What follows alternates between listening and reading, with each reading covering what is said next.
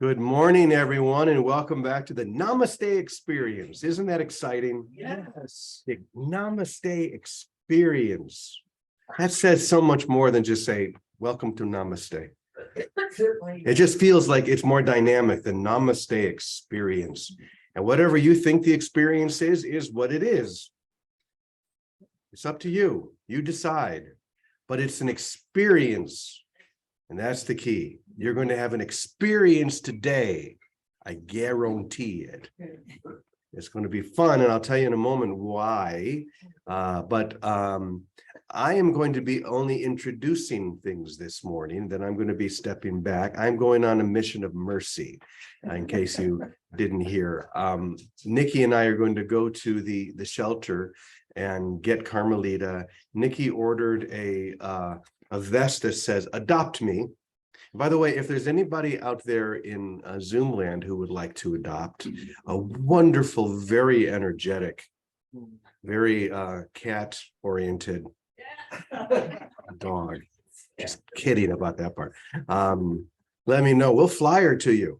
But we're looking for a great home for our wonderful Carmelita. So we're going to go get her, take her to the Tuesday market and walk her around until someone adopts her.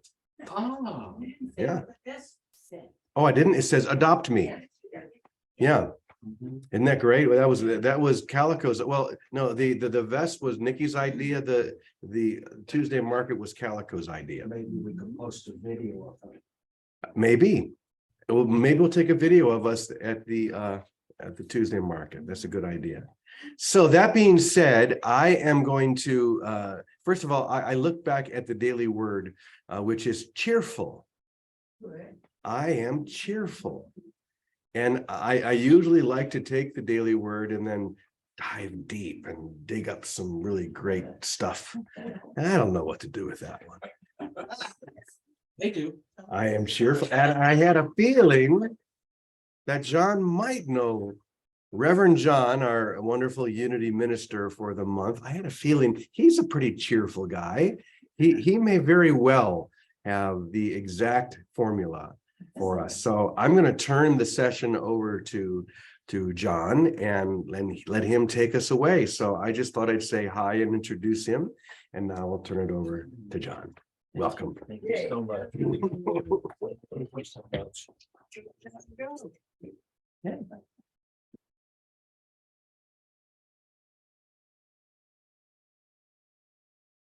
And yes, good morning. And good morning to you. We're so happy that you're here. My name is Reverend John McLean. It's the delight of my life that I've been a Unity minister for almost 25 years now. And I get to speak the encouraging word, not as a mere throwaway or a bromide, but as a practice, as a profound, every minute spiritual practice. The Daily Word is a publication that Unity started in 1924 and has been in continuous publication. Well, that's 98 years. So we're going on a centenary experience with Daily Word. But today the word is cheerful. I am cheerful. Cheerfulness is a choice I make again and again throughout my day. When I awaken in the morning and retire each evening, I express my gratitude for all the ways I have been blessed. The simple act of taking a gratitude inventory lightens and brightens my mood and helps me feel happy. Doing things that I love is another way to bring cheer to my life. Whether it's time with family and friends, a favorite hobby, or quiet time in contemplation, taking time for these pursuits brings me simple joy. My cheerful attitude spreads to people around me. Others may feel their emotions lift without even knowing why, but I know. They are lifted up as I share my cheerful expression of God's love. And from Proverbs, a glad heart makes a cheerful countenance. What I would like to share with you, and we'll do a little bit different order of service today, if that's okay with everyone, is that sometimes people think New Thought is merely positive thinking. It is not merely positive thinking. Positive thinking gets you nowhere. It is a spiritual practice. It's a choice that we make, as this says, throughout the day, throughout the hour, if necessary, because what I think will become my reality. In Sunday school, we always teach the kids, and the ones who are four get it, a thought plus a feeling equals a thing. A thought plus a feeling equals a thing. The more complete expression would be a thought plus a feeling expressed equals a thing, an experience. Every time we have some kind of thought, the best thing to do is to check in with whatever that concept is and say, am I willing to experience the outcome of that thought? Do I really want to have this experience? If you find yourself asking that question, the answer is going to be no, I don't want to have that experience. So make another choice right there. It is a minute by minute practice, and it has long lasting results. Now, like when I say a thought plus a feeling equals a thing, that's in the esoteric tradition. That's what Jesus meant when he said, where two or more are gathered, there I am. When two or more people, no, because metaphysics is not impressed by physics. There's no quantity of people involved that's any more powerful in manifesting something in your life than your own thought. Your feeling expressed constitutes a total majority. I think that's an Ernest Holmes quote. One in accord with divine mind constitutes a complete majority. So it's a thought plus a feeling plus a thing. That's three. That's the Holy Trinity. The creative process itself. Now, very often, minute by minute, we can always say, that is so stupid. And when I read a daily word, I am cheerful. I know that some of us, our eyes roll up in the back of our head and we go, oh yeah, you don't know my story. The truth of the matter in spirituality, I don't want to know your story. I don't want to know your most limited idea of yourself. What Course in Miracles and other healing modalities and unity have in common is that we are here to embrace the fullest expression of ourselves. And this happens with our conversation all the time. Our self-talk makes us or breaks us. I was on an airplane.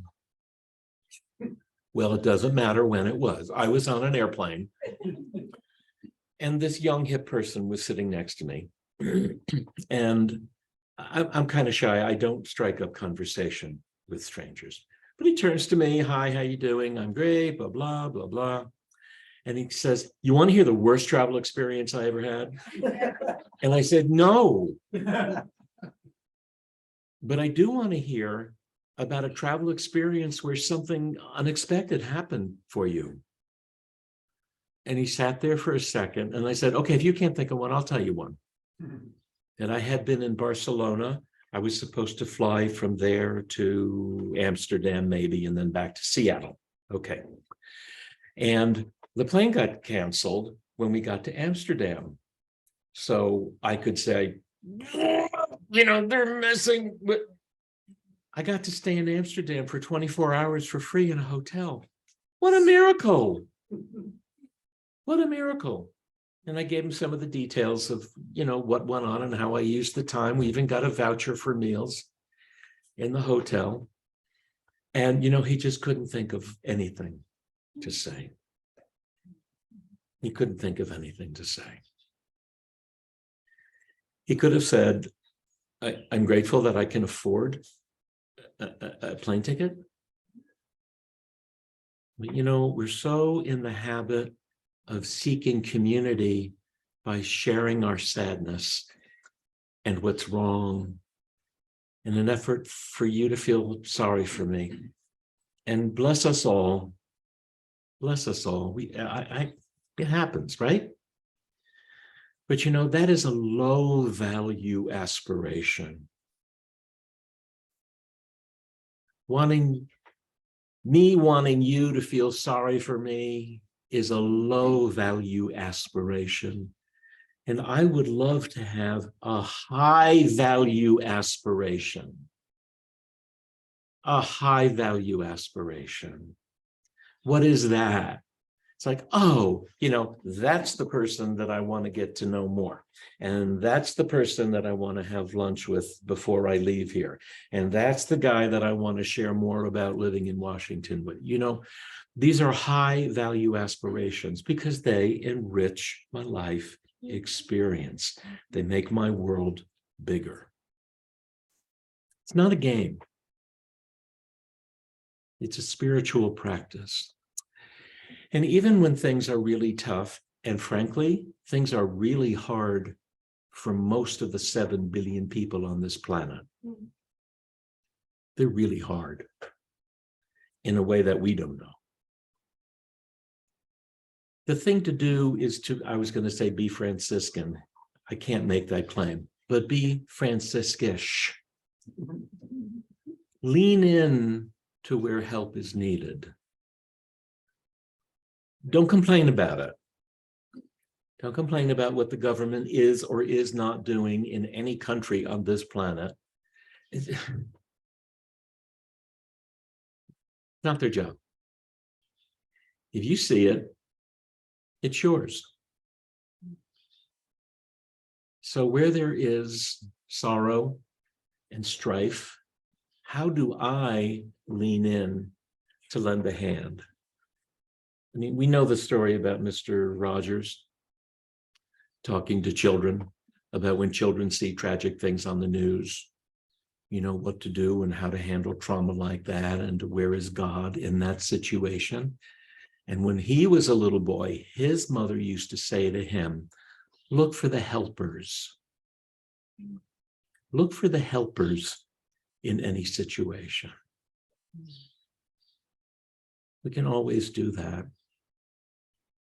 Now, again, that's for a little child, but it's also important for all of us too.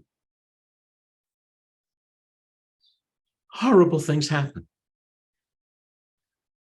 But first be in accord with the solution, with the helpers, and ultimately be one. Be a helper as well. As I read through this, and these daily word printouts always end with a piece of scripture, something from the Bible. But this is really a part of our Judeo-Christian heritage. 30% of the Psalms are joyful. 30% are sorrowful. I think 30% praise God. But the ones that capture my imagination are the ones that are happy. I was glad when they said, let us go to the house of the Lord. Starts one psalm. Let us go to Bethel. Yes? I was glad. The Lord is my shepherd. I shall not want. Which problem?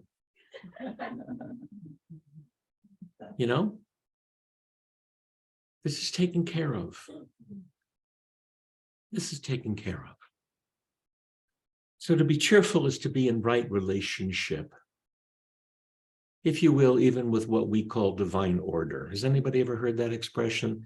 Divine order. Okay. Most people think divine order is when things are convenient for me. Yeah, thank God everything's in divine order. Either means it's convenient for me or I'm not going to get involved. That's for divine order is the same as the Jesus teaching. Mind, universal, mind of God or heart of God, idea in my head, and expression. Another Holy Trinity.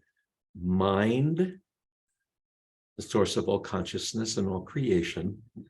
My coining of something very particular, and then my physical movement towards expressing that. My beginning in a cheerful expectancy. I was going to say expectation, but that wasn't exactly right. And optimistic. And to be optimistic in the world, in the real world of the truly true, one is always optimistic. Because again, the other teaching is, it is done unto you as you believe. It is done unto you as you speak from your power center. There's a theory that Charles Fillmore kind of borrowed from somebody else, and there are 12 powers of mind. Does anybody know about that? Power is located right here. And there are even ancient Egyptian texts that say every word from the mouth, every word from the mouth of Aton creates.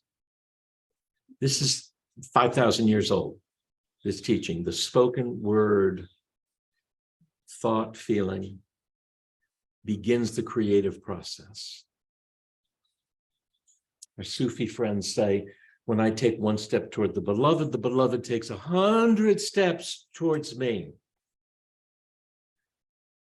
But the key part of that teaching is you got to walk first so the beloved knows what direction you're going in, what it is you're seeking, for it to meet us more than halfway.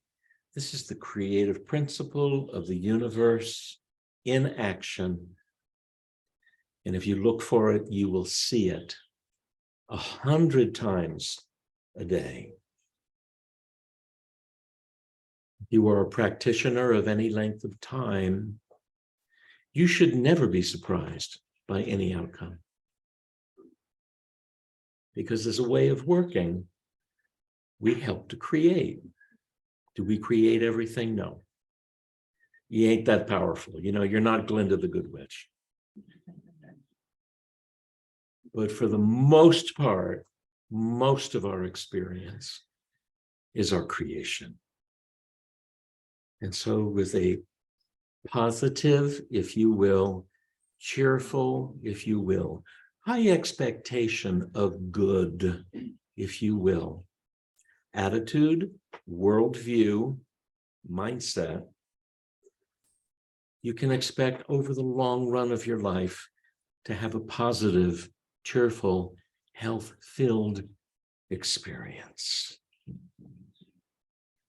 This is unity teaching at its cleanest, at its most profound. And I invite you to be aware always of what you're thinking. What am I thinking? Do I want to experience the outcome of that thought?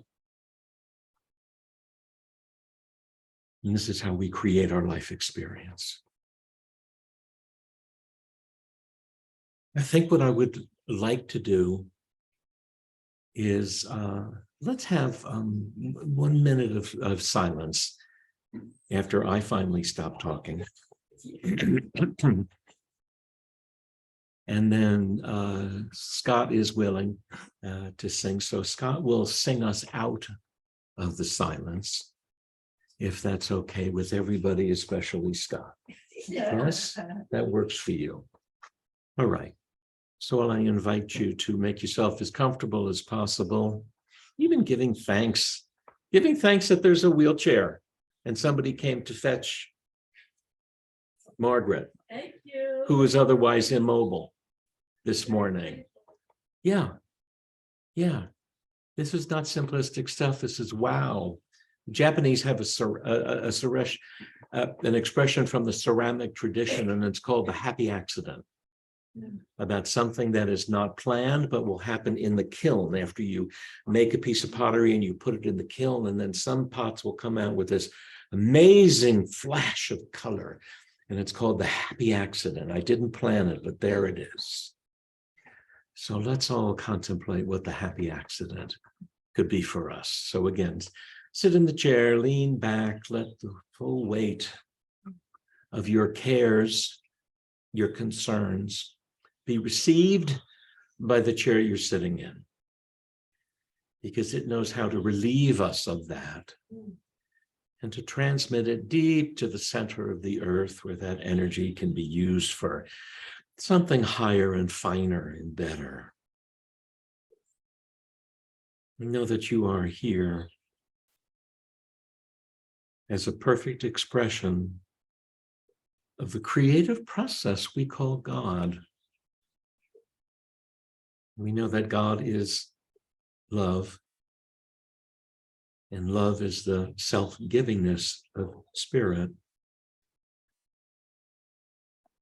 and love expressed as you. How amazing is that? As love's pure light. And from that truth of your center, our work, as the poet says, is to find a way whence that imprisoned splendor might escape. How do you let your beauty into the world? Well, through the unique combination of gifts and affections that's yours alone. This is the work. And how blessed we are that we get to do it, and especially together.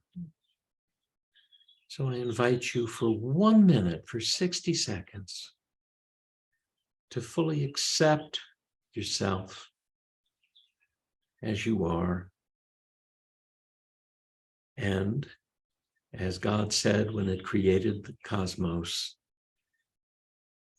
is good. It is good. And we'll be in the silence for a minute now.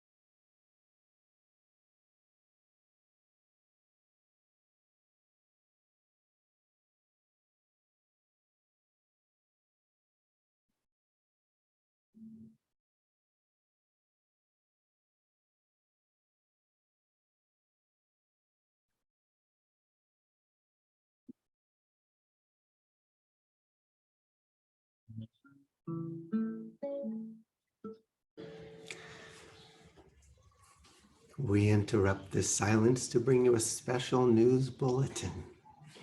Inner peace breaks out on earth.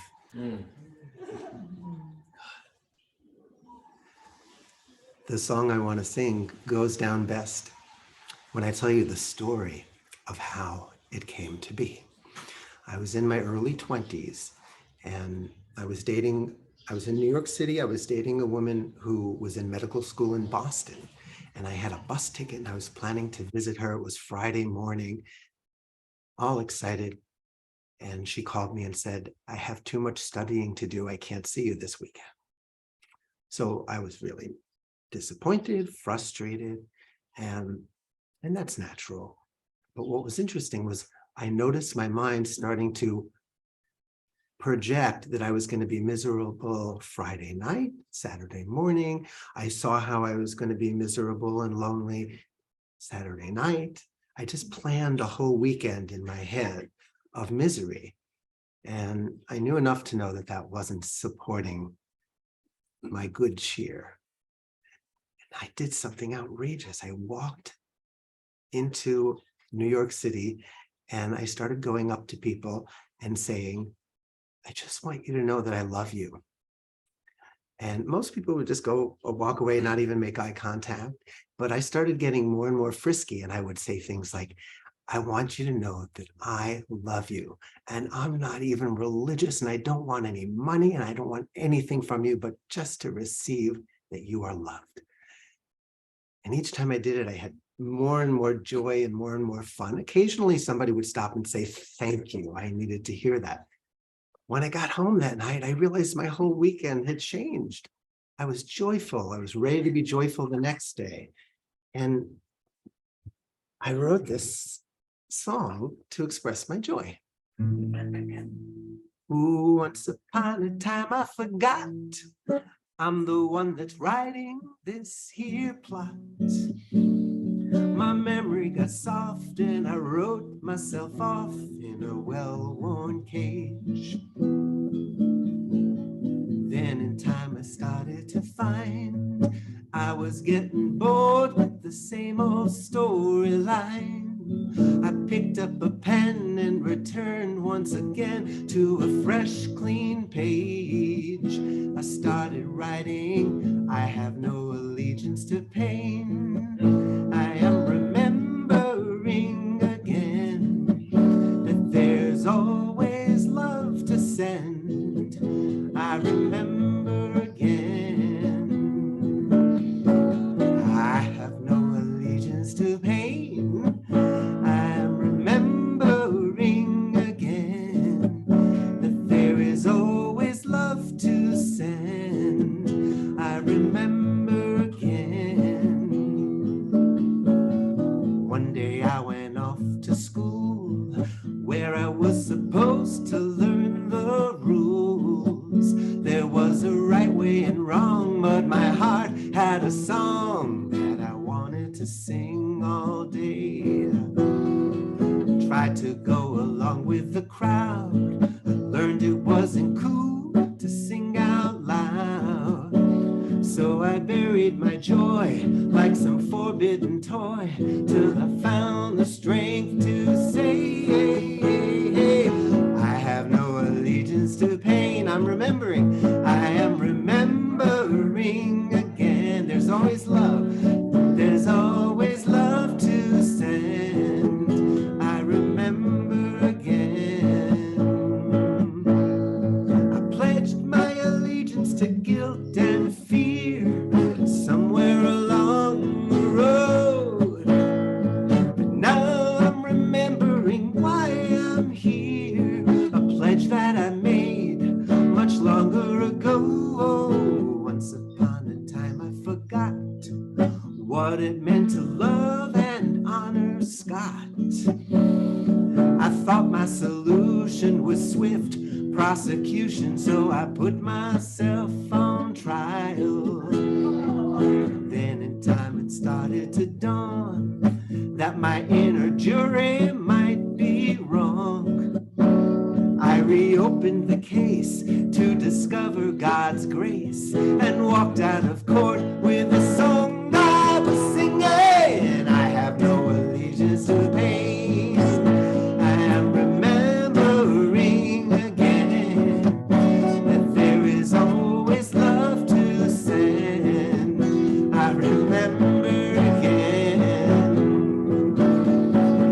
I have no allegiance to pain. I am remembering again that there is always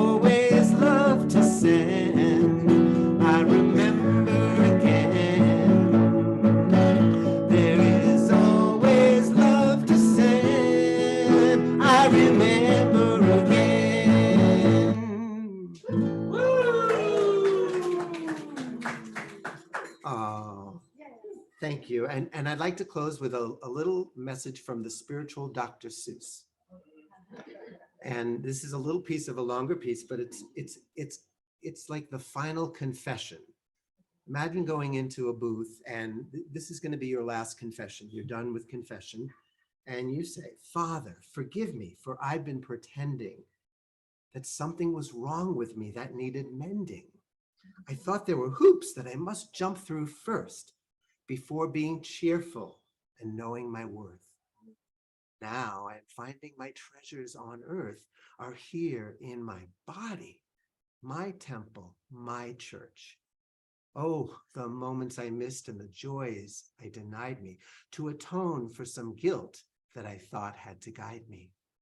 But I'm off of the cross now and finally can say, I confess that I'm innocent. Goodbye and good day.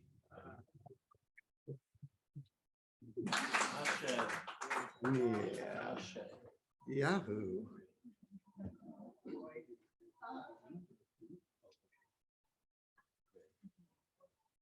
Let me get it up.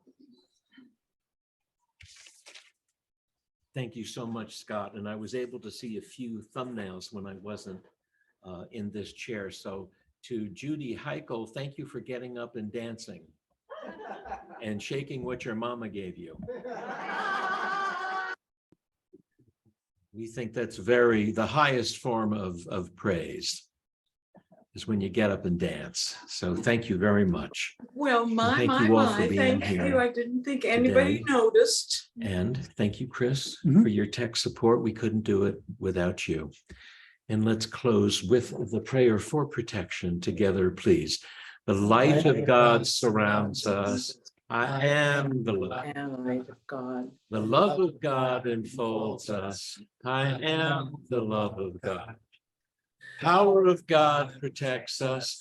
I am the power of God. The presence of God watches over us. I am the presence of God. Wherever I am, and all is well. And amen, amen, e punto. So. And as St. Francis would say to St. Clare every day, pace bene, peace and all good. Have a beautiful day. Thank you, friends. Thank you. Thank you. I love you all. Love you.